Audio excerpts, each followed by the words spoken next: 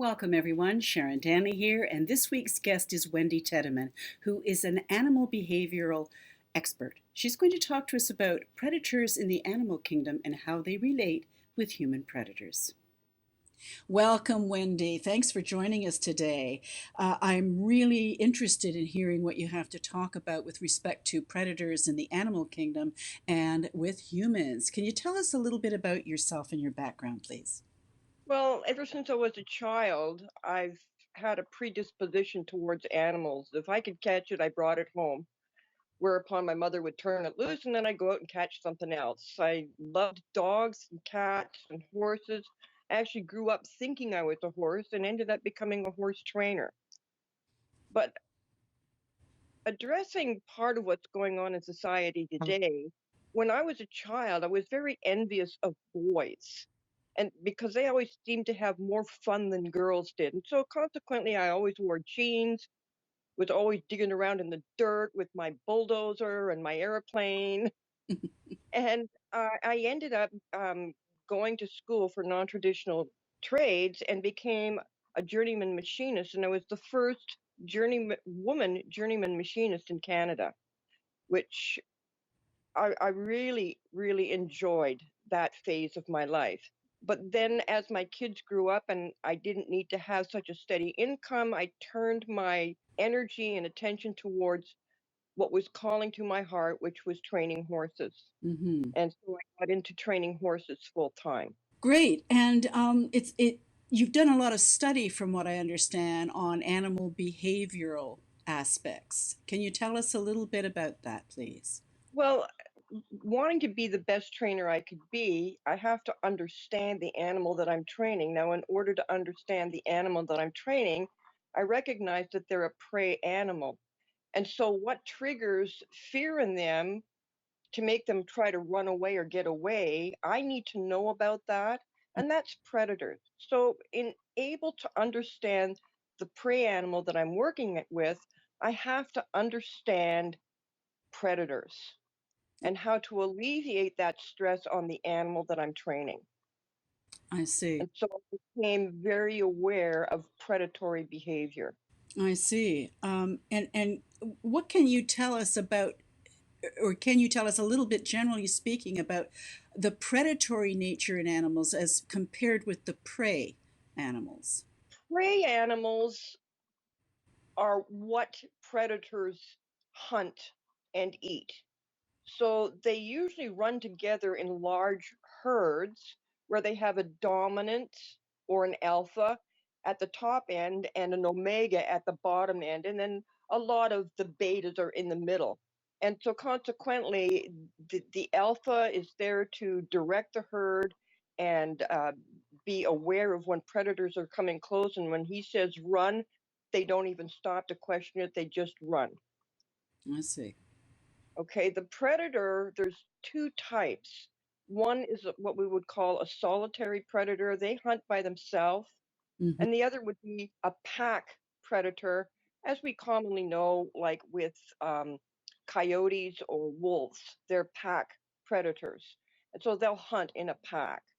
Now, the interesting thing here is how ingenious some of these predators can be. So, for example, the predator understands his prey animal, let's say a horse, for example, that a pack of wolves is going after a horse. What they will do is they will chase, they'll send out runners one at a time. And as he gets tired, another one takes over and they'll chase the horses, and the horses keep running away. As long as the wolf is running towards them, they keep running away. Well, at a certain point, the wolf stops running and just sits down and waits. Now, because he's not chasing them anymore, the horses stop running. And eventually their guard is let down and they start becoming curious about the wolf who's just sitting there not doing anything. And as soon as he sees them starting to come towards them, he stands up and turns around and starts going back the way he came from. Now, unbeknownst to the horses, on either side of that path is the pack of wolves waiting. Uh, So once the herd gets to a certain point, the wolves come out from the side and they attack, and boom, they've got dinner. So the predator understands his quarry very well. He understands that if he chases it long enough and then stops, that they'll want to chase it back, and then he's got him. Now, the solitary predator is more stealthy. Okay. They use a lot of camouflage and silence. They can sneak up on you with you not even knowing that they're there. Prime example of that is a snake. You never know when a snake is there until it bites you. And that's your first indication that a snake is there. And so that's what solitary predators are like. They're very good at camouflage and sneaking through the underbrush and not being aware of their presence until it's too late. And then it's a sudden attack. Mm-hmm. So you're asking, how does that apply to humans? Well, in our world, predators would be pedophiles. And from what I can see with what's going on in the world right now, you still have the solitary pedophiles that are out there, hockey coach, Boy Scout, priest, school teacher, piano teacher. They're all very singular people and they all have their own separate agenda and they all groom their own prey differently Mm-hmm. or so in a solitary fashion. And they're the least person that you would think of. They just look normal. Whatever our classification of normal is, that's what they look at. And when you find out that they're a pedophile, everybody is in shock because they couldn't possibly see this person as being that, and yet they are. Mm-hmm. So that would be your solitary predator. Now, also with pedophiles, what's happening lately, from what I can see, is that they're starting to join forces and they're hunting in packs now. For example, the drag story hour at libraries, Okay. the insertion of sexual education via drag people in schools. Mm-hmm. And there's not just one or two of them, there's a plethora of them coming to the schools, like three or four at a time. So when you see three or four predators hanging out together doing the same thing, then you know that they're hunting in a pack.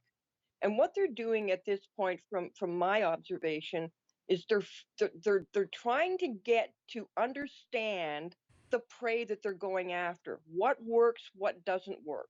How can I lead them to where I want them to be so I can get what I want? And they're starting to accomplish that by um, getting the adults in these children's lives on board with them, so they're totally unaware that this is what's going on, and the predators have become totally accepted people from society that the regular adults have no clue what the true agenda is. So they're being studied right now by these pedophiles, and unfortunately, it's the children that are going to suffer. Yeah, that's a great explanation between the two different styles of predator in the human being and in the animal. Wow. So in the animal kingdom, it's more for food, but in the human world, it's more for sexual prey or deviance. Well, exactly, because in the animal world, animals don't have sex for pleasure. Mm-hmm. Animals copulate in order to produce offspring to make sure that their line continues on. That's not why people have sex. People have sex, they don't copulate. They're not trying to produce a new generation for society. They're having sex to get their rocks off, for lack of a better way of saying it. They enjoy it. And unfortunately, because it's such an enjoyable thing, a lot of people have started becoming addicted to it so that it becomes the biggest, most important thing in their life. But in the animal world, it's only done at a certain time of the year and only when the female says it's time. Mm. And the male respects that Mm-hmm. and waits for her to give him the signal, and then they copulate, she gets pregnant and has offspring, and then they go back to either eating or hunting for food. That's what happens in the animal world. Mm-hmm. And contrary to popular belief, there is no such thing as same sex copulation in the animal world. We do hear that there's some that propose that that's the fact, and in fact, I think it's in England. They put a baby penguin, I think, with a couple of with the same sex couple of penguins. To me, this is just me, taking that baby from that mother to give to a same sex penguin couple somehow seems a little bit like robbing. What mother in would give up a baby, an egg, or whatever? But that's just it, Sharon. That's not normal. It's not natural. It required human intervention to orchestrate a science project in order to try and prove a point that is pointless in trying to prove because it only exists in the mind of men. So, for example, every time a man puts his thumb on something and says, I can do better than nature, here's a story about a new mosquito down in Brazil, I think, that has just Mm-hmm. come to light, and it is deadly. They thought the West Nile virus caused by mosquitoes was really bad, Mm-hmm. but they do have a way of giving you medication and treatment that you can come out of it and you can be okay if caught in time. This new mosquito, you don't have time. You're dead within a couple of days. Wow. Now, guess how that mosquito came about? Man decided that he could do better than nature, and he developed a mosquito that he sent down and released in Brazil to fight off these West Nile virus carrying mosquitoes, Mm-hmm. thinking that it would either kill them off or render them unable to reproduce. And what happened, because nature has a way of always getting what she wants, they ended up mating and producing a hybrid. Wow. And the hybrid is a direct result of human intervention causing an even deadlier species, and now they have no idea how to handle it. So, my best advice is get your thumb out of nature's pie. She can handle everything really well on her own without any intervention from you. And the only way in the animal world that you're going to see two males or two females raising one young is if it's orchestrated by human intervention. But in the animal world, the male does not copulate with his daughters. Mm. The female does not copulate with her sons. The sons and daughters don't copulate with each other. Interesting. Two males do not copulate. Two females do not copulate. And if any of that kind of deviant behavior raises its head, it's quickly and severely dealt with by one of two ways. They either kill that deviant animal outright, stomp it to death, or they push it out of the herd and so it wanders around alone. And now that it's alone, it falls prey to predators and it gets eaten. So, end of story. So it does not exist in the animal world at all. It has no place in the animal world. It serves no purpose in the animal world. And when you're talking about nature, you have to think about what is the purpose? Why do we eat grass? So that we can grow and get strong, so that we can run away from predators and survive long enough to get pregnant to have a baby, so that the species can continue. There's always a purpose. Yeah. With humanity, there's no purpose outside of I feel. Mm-hmm. I feel joy when I have sex, so I'm going to have more sex. There's no purpose to it out of self fulfillment. Mm-hmm. But in the animal world, whatever the herd or the pack, they all work together for the same goal, the same purpose, which is survival of the species. Right. Right. Well, in protecting in the animal world, in protecting their young, how do they go about it so that and can it be adapted to how we protect our young in the human species? Well, for example, in Africa, you have the water buffaloes. I'm not sure if people know what they are, but they have really shaggy coats and they have big, long horns, Hmm. and lions love to eat them. Now, a full-grown water buffalo probably weighs around 2,000 pounds, so it's kind of hard for a lion to bring down an adult. So they're always looking for either an old one or a sick one or a young one. Okay. So when a lion starts attacking a baby, for example, the herd immediately descends on the pack of lions and surrounds all of the young, and the mothers and the old are all in the center, and all around the outside they're standing shoulder to shoulder, so all that the lions can see is just hooves and horns, Okay. and it's pretty much impenetrable, and they come to their defense. I've actually seen on film where a lion got a hold of a baby water buffalo, and two or three of the males ran after the lions Hmm. and were goring them and stomping on them, and they were able to get the baby away. One of the bulls escorted the baby back to the herd, and the other two kept fighting the lions off until the baby was back in the center of the herd. And then those two water buffaloes ran back to the herd, and they've got it surrounded with the horns again. So they're very um, driven towards keeping their young safe because that is their future. Their young is their future, and so they go to whatever extent they have to keep them safe.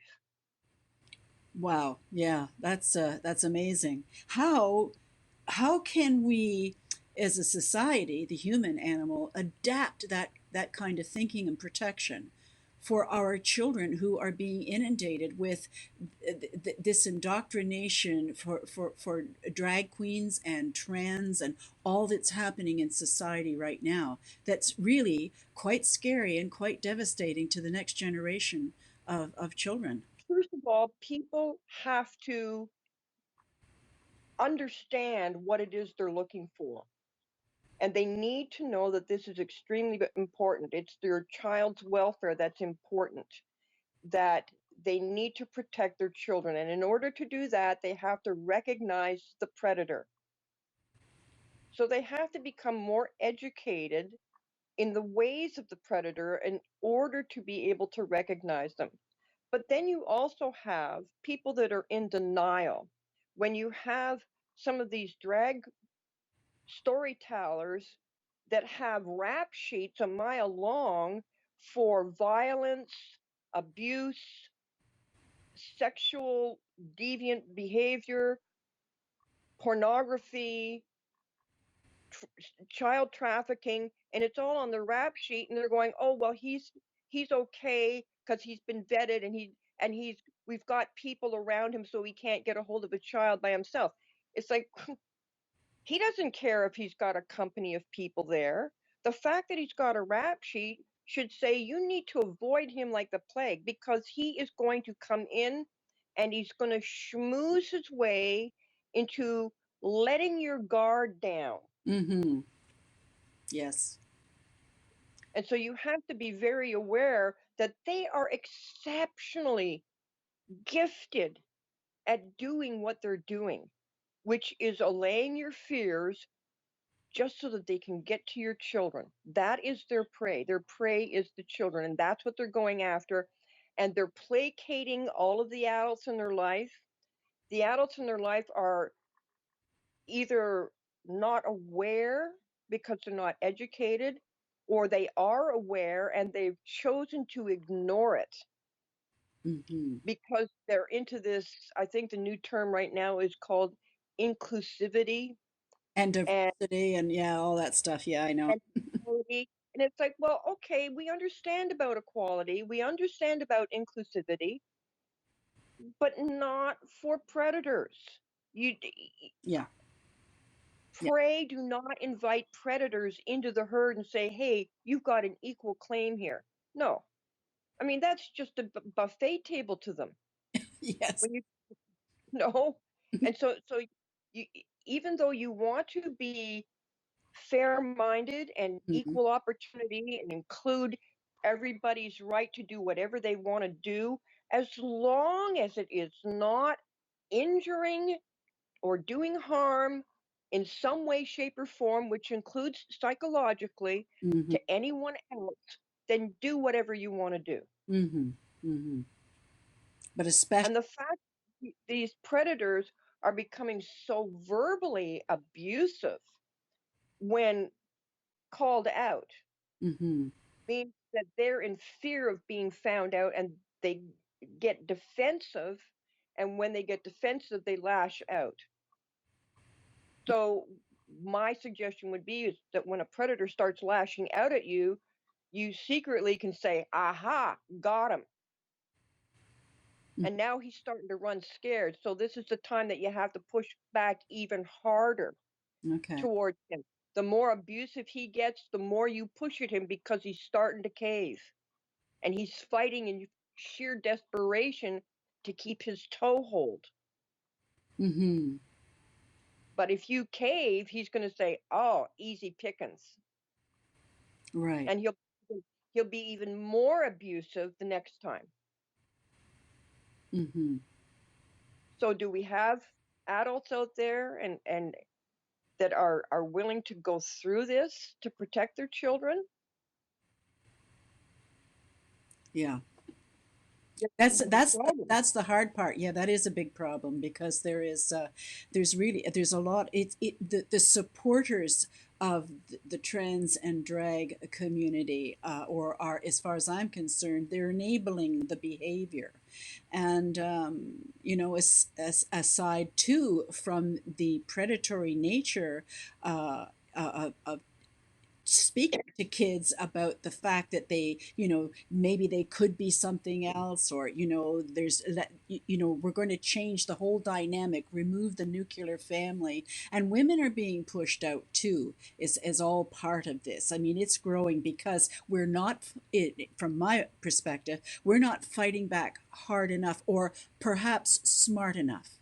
I think we need to be smarter in how we address and stop it. And that's, to me, that's where we are right now, is what do we do now? But why do you think that these predators are trying to get rid of the female of the species? Because we're the protectors. There you go. Hmm. You know, there's an old saying that says, "Never argue with a mama bear." Oh yeah. That's, Okay. yeah. So we are the mama bears. Now, if we don't do something besides try to understand the other person's point of view, it's like you have to sit down and have a serious conversation with yourself. Hmm. Where is my allegiance? Is my allegiance to my child's safety, health, and welfare? Or is my allegiance towards this person who I don't know, who obviously has some kind of a delusion going on, but he needs to be included and feel equal, and we don't want him to feel bad? So, where does my allegiance stay? Hmm. And I have to say firsthand, as being a mother, my allegiance is with my children. And if that means I'm being called a transphobe, it's like, well, I got broad shoulders and I can wear that really well. Yeah. And if you think I'm a transphobe, well, honey, just wait and see because I can get a lot worse. Don't you dare try to attack my children. Hmm. Hmm. And you need to have that kind of an attitude. In the animal world, every pack, every herd has a set of rules, a set of boundaries, a set of limitations, and a set of consequences. And if the herd or the pack doesn't follow those consequences are fairly severe. Hmm. The society that I see that we have today, there's a breakdown in the rules and the boundaries and the limitations. And those boundaries are getting very fuzzy. Nobody really knows where they are. And so people are becoming, unknowingly to them, they're becoming panicky because they don't know where the boundaries are. People feel secure when they have strong boundaries. But Oh, now that the boundaries are disappearing, they're casting around trying to figure out where the boundaries are. uh, What are the limitations? uh, And then when you do finally strike a limitation and somebody bumps into a boundary, the consequences are not severe.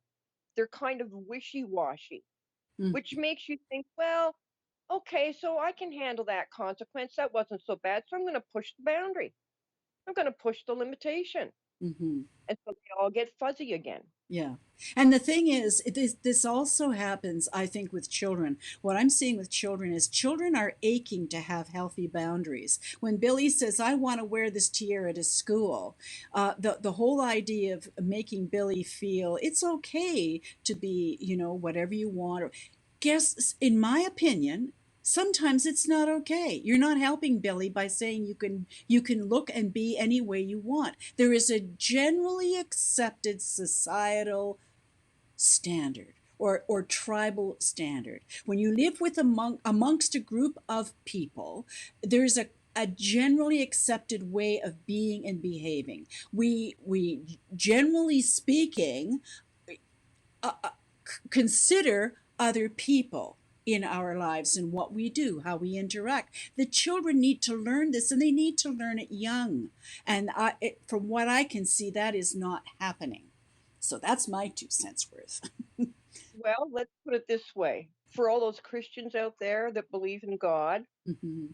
and I know that a lot of you have gone down this road, if not all of you, at one point or another, and saying, I prayed to God and he didn't answer. And my answer to that is, oh, God always answers your prayer, but sometimes the answer is no. Yes. Okay.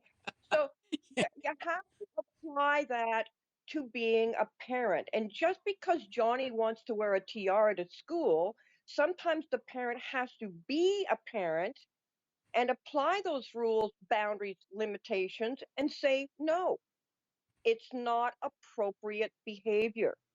Hmm. Yeah. Yeah. Now, if you want to wear your tiara and a fairy dress and a magic wand as a costume for Halloween, hey, I'll make the costume for you. But it's not something that you wear on a regular basis because this is not who you are. This is not the way a male behaves. Mm. They need good boundaries, good rules, good limitations, and they need to have consequences. Now, as soon as you say that word consequence, people think, oh, the leather strap. It's like, well, possibly, but there's good consequences as well as bad consequences, Hmm. you know? So every time you want your child to stay within a boundary, the same as you do with animals, you want your animals to stay within a boundary. When I'm working with my animals and I'm asking them to do something, and I'm teaching and teaching and teaching and being patient and showing them what I want over and over again, and one day the light bulb goes on and they do it, and I give them a treat.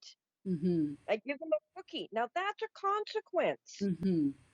The cookie is a consequence, and they relate to that and they go, ooh, if I do that I get a cookie. And Hmm. so consequently they have the consequences of their actions. Hmm. The consequence of not doing it is that I push them a little harder and they don't get a cookie. Hmm.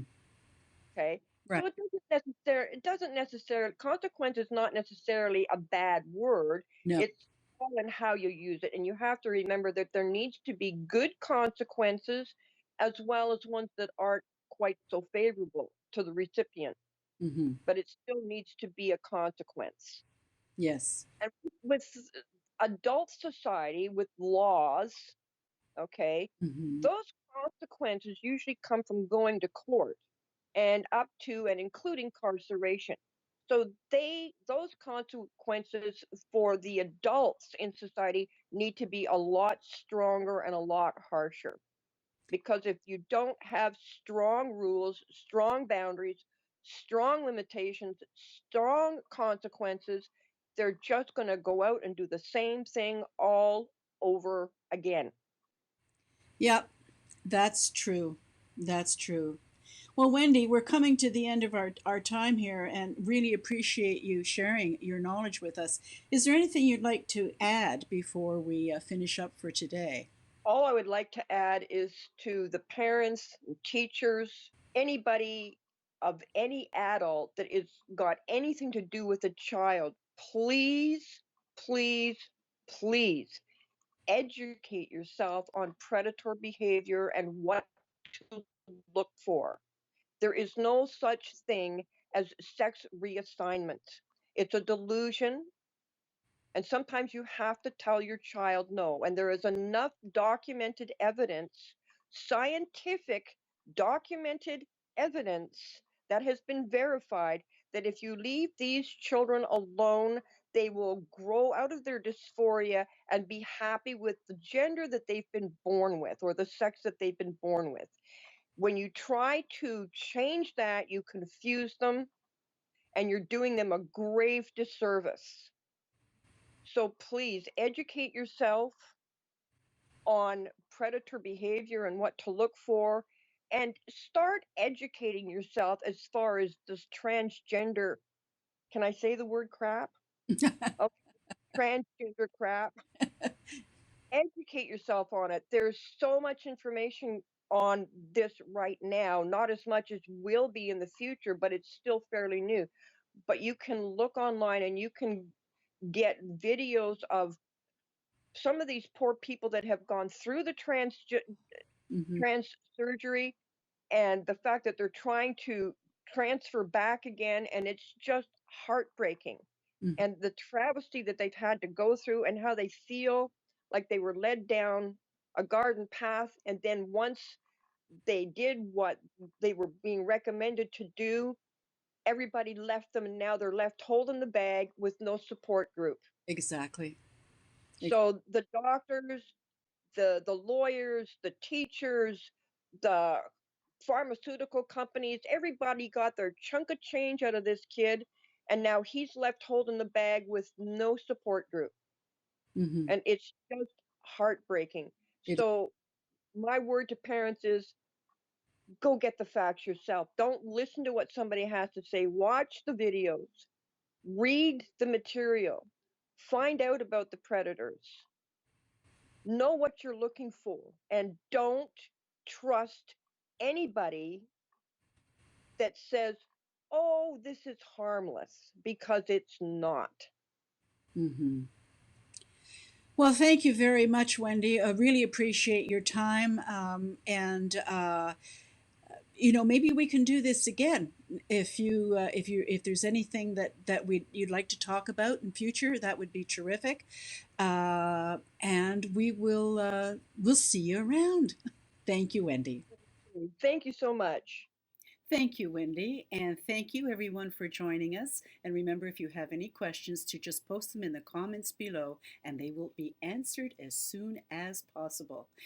Make sure that you please subscribe to the channel and share this video if it benefited you or spoke to you in any way.